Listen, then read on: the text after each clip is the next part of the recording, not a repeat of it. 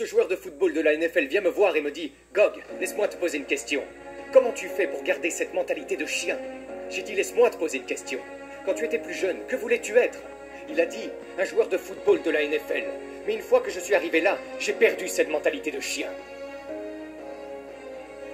Il avait une ligne d'arrivée en jouant. Devinez quoi? Vous laissez parler de mentalité? J'ai un chien à la maison. Il n'est jamais rassasié. Il ne suffit pas que vous soyez arrivé à la NFL. Mais il ne suffit pas que vous ayez couru 5 km ou 10 km. Il ne suffit pas que vous soyez devenu un médecin. Soyez un meilleur médecin. Il ne suffit pas que tu aies perdu 20 kilos. Sors et fais quelque chose avec. Devinez quoi? Il fait 109 degrés ici. Mais devinez quoi? Ce n'est pas suffisant. Reste fort. Un jour, je courais. Et ce type m'a dépassé en voiture. Il faisait environ 100 degrés ici. 70% d'humidité. Le type revient sur ses pas, me regarde, passe devant moi en voiture et me dit « Pourquoi es-tu là ?» J'ai dit « Parce que vous ne l'êtes pas. Parfois, votre motivation doit être parce que personne d'autre ne veut le faire. Nous avons besoin de médecins, de dentistes, d'enseignants. On a aussi besoin de sauvages. Le bordel que je fais n'est rien pour tout le monde. Certains veulent ces conneries douces du genre « Avez-vous mis de la crème solaire ?» Ce message est dangereux, c'est un message trop chaud. Je ne vous demande pas d'être comme moi. Sois toi-même. Reste fort.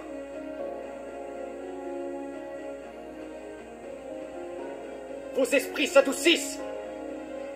On fait cette merde tous les jours dans la vie. Beaucoup d'entre vous essayent de trouver l'inspiration et la motivation avec un état d'esprit dépressif. Vous trouverez l'inspiration en ne vivant pas sous l'emprise de la vie, ni en fuyant l'emprise de la vie. Mettez des défis en face de vous, et ensuite, attaquez-les. C'est là que vous trouvez l'inspiration. La répétition chaque jour. Reste fort.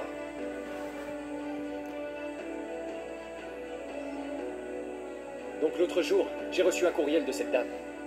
Elle dit qu'elle a vraiment apprécié mon livre, mais qu'en le lisant, elle a pensé que j'étais fou. Après l'avoir lu, elle a posé le livre et a commencé à vivre une vie normale. Elle a recommencé à payer ses factures, à travailler, à se plaindre de la merde. Quelques jours plus tard, elle a eu le temps de penser au livre, et ça lui a fait peur. Elle s'est dit que ce type n'était peut-être pas fou. Et c'est ce qui l'a le plus effrayé. Peut-être qu'il est là pour essayer de nous montrer un vrai potentiel, ce que nous sommes tous capables de faire. Beaucoup de gens aiment mettre des titres sur d'autres personnes qui font des choses extraordinaires. Ça les fait se sentir mieux dans leur peau. Ça leur donne une carte de sortie de prison. Je ne suis pas fou. Je ne suis juste pas comme vous. Dans le sport, il existe un truc appelé gestion de la charge. Beaucoup d'entre nous aiment gérer la charge de leur vie. Quand tu fais ça, tu vas te retrouver à la normale. Arrêtez ça et restez fort. Avec le succès dans la vie, viennent plus de haineux. Ne les laissez pas vous blesser. Utilisez-les comme carburant. Utilisez-les comme énergie.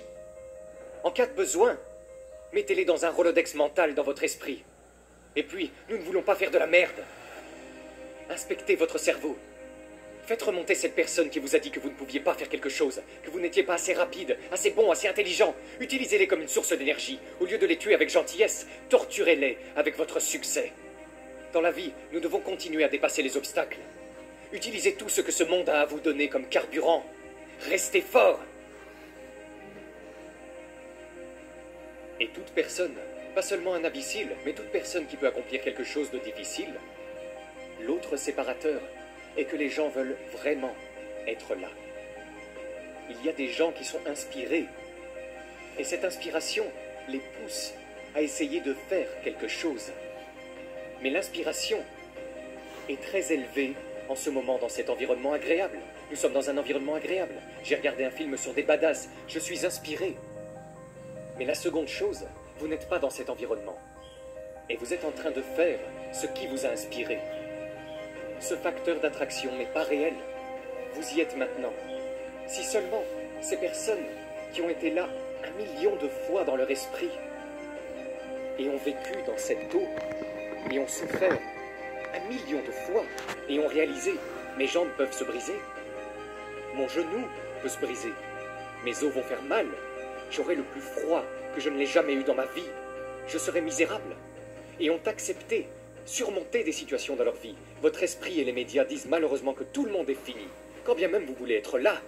Ainsi, tu vas commencer à avoir toutes ces différentes questions dans ton esprit pendant une seconde et te dire « Ok, pourquoi suis-je là? Pourquoi ceci et pourquoi ça ?»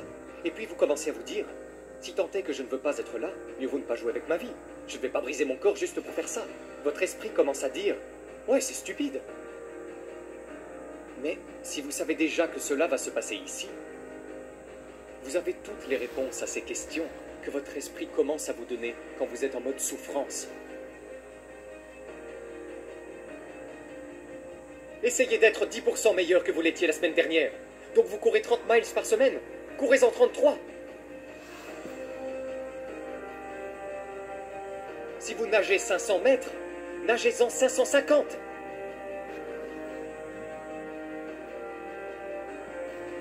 Plus vous vous éloignez de la responsabilité, plus vous vous affaiblissez. Trouvez-vous dans l'emprise de la vie. Vous ne pouvez pas vous trouver en ne faisant rien. De nos jours, nous avons développé des poches de faiblesse. Et nous essayons de remplir ces poches avec des mensonges. Je l'ai fait pendant de nombreuses années. Donc je suis ici au Colorado pour une conférence. Je vais à la salle de sport, et cet entraîneur m'appelle pour parler à un groupe de personnes qui l'entraînent. Il dit « Hé mec, qu'est-ce que tu fais là ?» Alors je lui dis « Regarde le genre d'entraînement que tu fais. Je fais de l'escalade sur cette montagne, 3000 pieds pour 3 miles. Je le fais tous les jours. » Le lendemain, je suis parti à sa recherche. Je ne l'ai pas vu. 2 jours plus tard, je le cherchais, et je ne l'ai pas vu. Je suis donc à nouveau sur la montagne, en train de l'escalader. Il y a une gondole qui vous emmène en haut et en bas. Je monte, et je vois la gondole à 5 minutes du sommet. Je lève les yeux vers la gondole. Je vois son visage collé contre la vitre, qui me regarde. Nos regards se croisent.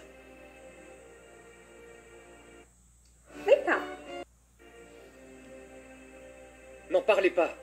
Mais soyez-en. Mettez en pratique ce que vous prêchez. Restez fort. J'aime la souffrance dans le sens de la compétition, qui fait ressortir le meilleur de moi-même et de tous les autres. Je veux voir de quoi tu es fait. Je veux voir comme presque le Colisée à Rome. Je veux dire que vous ne pouvez pas le faire en écrivant le papier. Et ce que j'ai découvert, le seul message que je vais faire passer aux gens, c'est qu'une fois que vous changez une chose, votre mindset, votre état d'esprit, vous pouvez tout attaquer. Les gens savent comment continuer à moudre chaque jour. Tu dois faire face à ces insécurités, ces peurs, comme quand je pesais 150 kilos. Je n'avais pas ce moteur de vie. J'étais un gamin peu sûr de lui, menteur, effrayé. J'ai dû regarder mes insécurités et mes peurs et y trouver de l'énergie. Nous sommes tous à la recherche de passion. La passion est tout autour de vous. Toute l'énergie et le carburant dont vous avez besoin sont en vous. Tout est là. Vous avez beaucoup de choses à faire, à surmonter. Et vous savez, c'est là que je l'ai trouvé. Ce moteur de vie, je l'ai trouvé juste là, dans mes propres insécurités.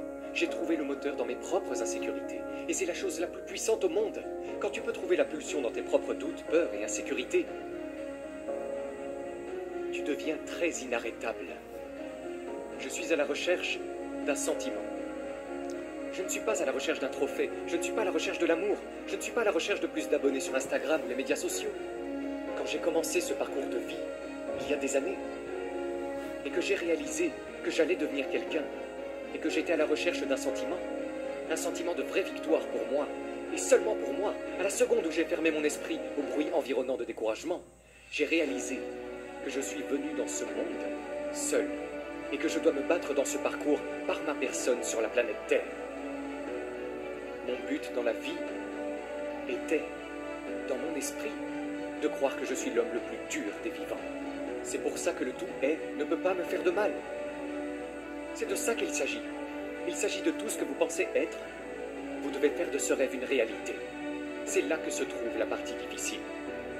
Il y a beaucoup de gens qui ont réussi dans ce monde, qui se sentent toujours vides à l'intérieur. Et ils s'inquiètent de se sentir toujours vides. Alors ils essayent de gagner un autre million, 2 millions, 3 millions, d'acheter une nouvelle voiture, une nouvelle maison, un nouveau bateau, d'acheter plus de tout. Mais en fin de compte, ils se sentent toujours vides à l'intérieur. Pour moi, je n'avais même pas de succès, j'étais vide. Alors j'essayais de cacher mes insécurités. Il faut être là, mais pas à la remise des diplômes. Il faut être là dans le pire moment, dans la souffrance que l'on connaît encore et encore. Il faut vivre ça dans sa tête. Juste assez. C'est la même chose avec la vie. Si vous n'entrez pas dans votre âme, dans votre cœur, et que vous ne le réparez pas, vous ne ferez que vous battre contre vous-même. Restez fort.